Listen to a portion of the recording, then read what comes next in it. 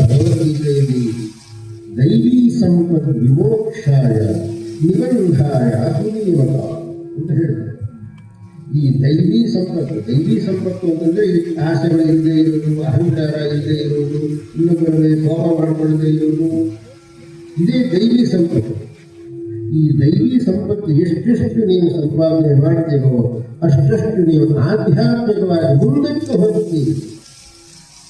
ಎಷ್ಟೆಷ್ಟು ತನ್ನ ವಿರುದ್ಧವಾದ ಆಸುರಿ ಸಂಪತ್ತು ನಿಮ್ಮಲ್ಲಿ ಜಾಸ್ತಿ ಆಗುತ್ತೋ ಅಷ್ಟಷ್ಟು ಕೆಳಗೆ ಹೋಗ್ತೀರಿ. ನಿಬಂಧಾಯ ಆಸುರೀವತ. ಈ ದೈವೀ ಸಂಪತ್ತನ್ನು ಗಳಿಸಿಕೊಳ್ಳುವುದೇ ನಮ್ಮ ವೇದಾಂತದ ಉದ್ದೇಶ, ವೇದಾಂತದ ಲಕ್ಷ್ಯ. ನಾವು ವೇದಾಂತವನ್ನು ಬೋಧಿಸುವುದು ಈ ದೈವೀ ಸಂಪತ್ತು ನಿಮ್ಮಲ್ಲಿ ಬೆಳೆಯಲಿ. ಆದಷ್ಟು ನಿಮ್ಮ ಮನಸ್ಸು ಅಧ್ಯಾತ್ಮದ ಕಡೆಗೆ ತಿರುಗಲಿ. ಎಷ್ಟರ ಈ ಲೌಕಿಕದಲ್ಲೇ ಮುಳುಗಿ ಈ ಜನನ ಮರಣ ಪ್ರವಾಹದಲ್ಲಿ ಎಷ್ಟು ಕಾಲ ಅಂತೂ ಇರ್ತೀರಿ. ಈ ಕೇವಲ ಲೌಕಿಕದಲ್ಲೇ ಇರುವವರಿಗೆ ಈ ಜನನ ಮರಣ ಪ್ರವಾಹವನ್ನು ಹೊರಗೆ ಬರುವುದಕ್ಕೆ ಸಾಧ್ಯವೇ ಇಲ್ಲ. ಒಂದೊಂದು ಜನ್ಮವನ್ನು ಕಳೆಯುವುದು ಅಂತಂದರೆ ಎಷ್ಟು ಕಷ್ಟ ಅಂತನ್ನೋದನ್ನು ನಾವು ಅನುಭವಿಸುತ್ತಾ ಇದ್ದೇವೆ.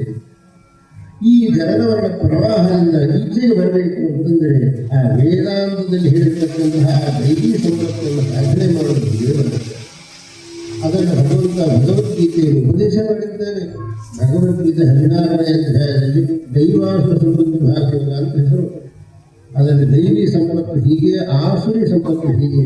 ಈ ಆಸುರಿ ಸಂಪತ್ತನ್ನು ನೀನು ಅಭ್ಯಾಸ ಮಾಡಿದರೆ ಪತನಕ್ಕೆ ದಾರಿಯಾಗುತ್ತೆ. ದೈವೀ ಸಂಪತ್ತನ್ನು ಅಭ್ಯಾಸ ಮಾಡಿದರೆ ನೀನು ಮೋಕ್ಷಕ್ಕೆ ದಾರಿಯಾಗುತ್ತೆ. ಭಗವಂತ ಹೇಳಿದ್ದಾರೆ. ವೇದಾಂತವು ಅದನ್ನೇ ಹೇಳ್ತಿರುವುದು, ಭಗವತ್ಪಾದ ಶಂಕರರು ಅದನ್ನೇ ಹೇಳ್ತಿರುವುದು. ಆದ್ದರಿಂದ ಭಗವತ್ಪಾದ ಶಂಕರರು ಹೇಳಿದ ತತ್ವ ಇಡೀ ವಿಶ್ವ ಒಪ್ಪಿರತಕ್ಕಂಥದ್ದು.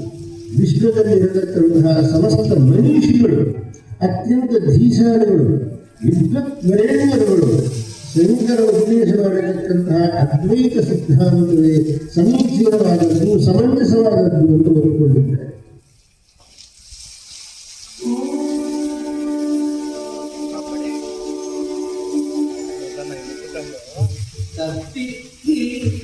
ಪ್ರಣಿಪಾತೇನ ಪರಿಪ್ರಶ್ನೇನ ಕೇವಲ ಉಪದೇಶ್ಯಮೂರ್ತಿ ಜ್ಞಾನಮದ ತತ್ವದರ್ಶಿನಕ ಯಥೈಧಾಂತಿ ಸಮಿಕ್ಷೋಕ್ತಿಃ ಭಸ್ಮಸಾತ್ ಕುರುತೆ ಅರ್ಜುನ ಜ್ಞಾನಾಗ್ನಿಃ ಸರ್ವಕರ್ಮಾಣಿ ಭಸ್ಮಸಾತ್ ಕುರುತೆ ತಥಾ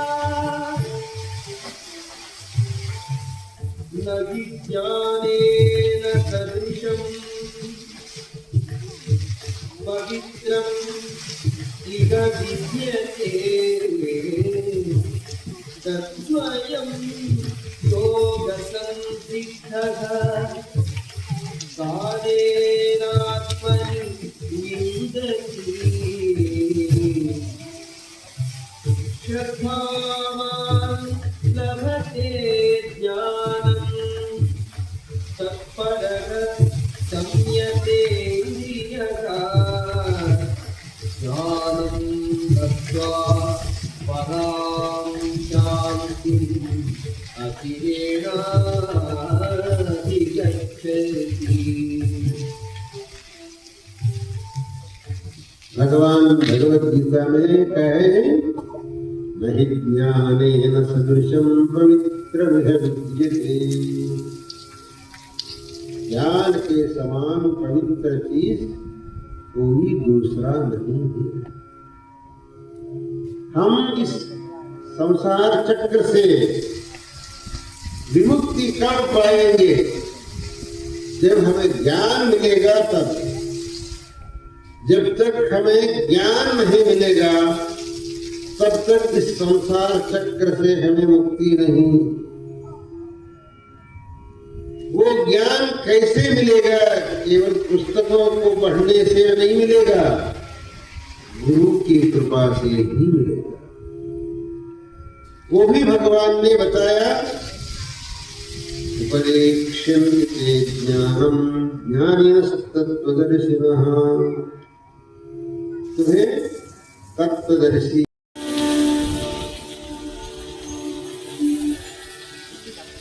अथ केन प्रयुक्तोऽयं पापं चरति पुरुषः अनिच्छन्नपि वार्ष्णेय बलादिव नियोजितः। అని స్పష్టంగా తెలిసి కూడా తప్పులు చేస్తున్నారు. దానికి ఏం కారణం? తెలుసు ఇది తప్పు, నేను చేయకూడదని తెలిసి తప్పులు చేస్తున్నారు. తెలియకుండా తప్పులు చేశాడంటే దాన్ని మనం సహించచ్చు, మనం తెలియకుండా చేశాడు. తెలిసి మనం తప్పులు చేస్తున్నారు, దీనికి ఏమి కారణం అయి ఉండొచ్చు అని అర్జునుడు భగవంతుడిని అడిగితే భగవంతుడు అన్నాడు, నేను చెప్పింది సరే, తెలిసి తప్పులు చేస్తున్నా ఎందుకు అని అంటే కామక్రోధముల వల్ల.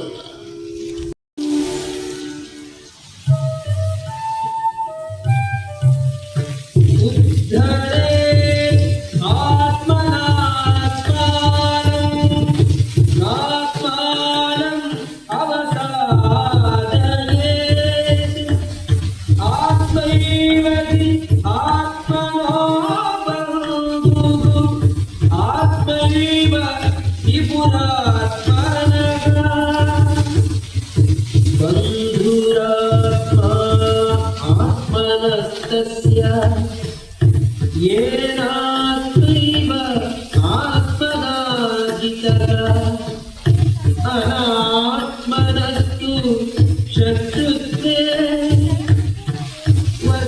वर्तेतात्मैव शत्रुवत्. ஜீவனத்திலே நமக்கு எத்தனையோ சமஸ்யைகள், பிரச்சனைகள் வருது. பிரதிவர்த்தனுக்கும் கூட பிரச்சனைகள் அங்கே இருந்துகிட்டே இருக்கும். பிரச்சனைகள் இல்லாதவனே இல்லை. நேற்று ஒருத்தர் எங்கிட்ட வந்து, சுவாமியே ரொம்ப பிரச்சனையில முங்கிருக்கேன் அப்படின்னு. பிரச்சனை இல்லாதவன் யாரா இருக்கா? பிரதிவர்த்தனுக்கும் பிரச்சனை தான்.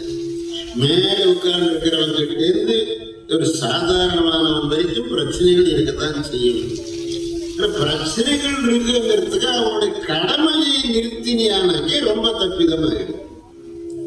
எவ்வளவு பிரச்சனைகள் இருந்தாலும் உனக்கு கடமைங்கிறது ஒன்று, அந்த கடமையை நீ நிறைவேற்றத்தான் வேண்டும். இது பிரச்சனை வந்திருக்கேங்கிறதுக்காக என்னுடைய கடமை நான் செய்ய மாட்டேன் அப்படின்னு உட்கார்ந்தாங்க, அது பெரிய தப்பிதமாயிடும். பிரச்சனைகள் இருக்கும், அதனால் உன் கடமையை நிறுத்தாது. உன் கடமையை ஒழுங்கா செய்யணும், கர்த்தவியத்தை ஒழுங்கா செய்யணும். ஆனா அதோட நீ பகவானை பிரார்த்தனை, உன்னுடைய கர்த்தவியத்தையும் செய்து பகவானையும் பிரார்த்திக்கணும்.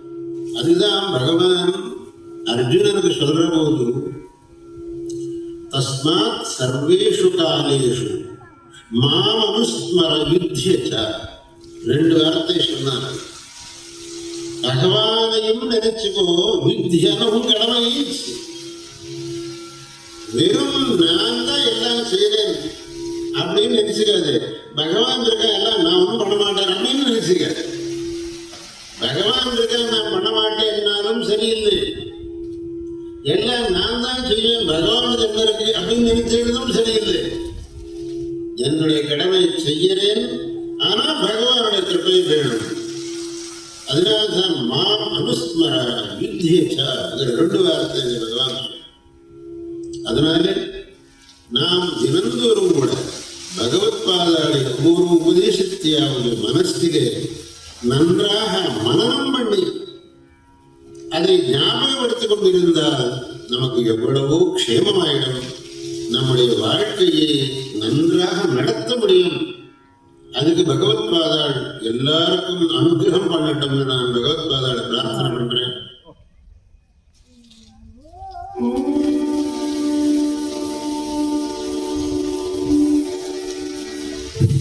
यदा यदा हि धर्मस्य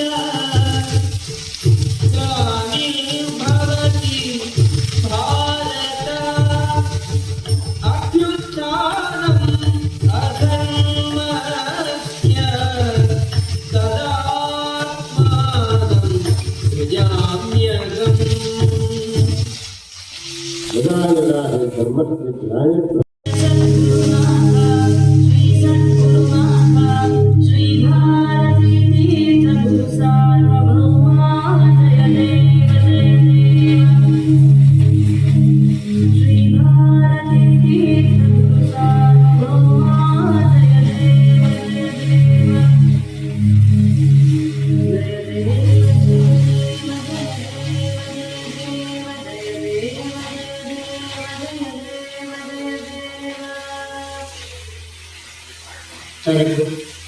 ஆசீர்வாதம் பண்றேன்.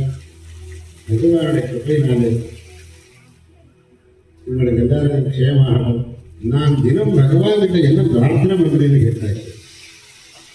எல்லோரும் தர்மமார்க்க அனுயாயிகளாக எல்லோருக்கும் தர்மத்தில் சிறந்தே உண்டாகட்டும், எல்லோருக்கும் க்ஷேமம் உண்டாகணும், அதோட தர்மத்தில் சிறந்தே உண்டாகணும். தான் நான் தினம் சிவபூஜை பகவான் பிரார்த்தனை.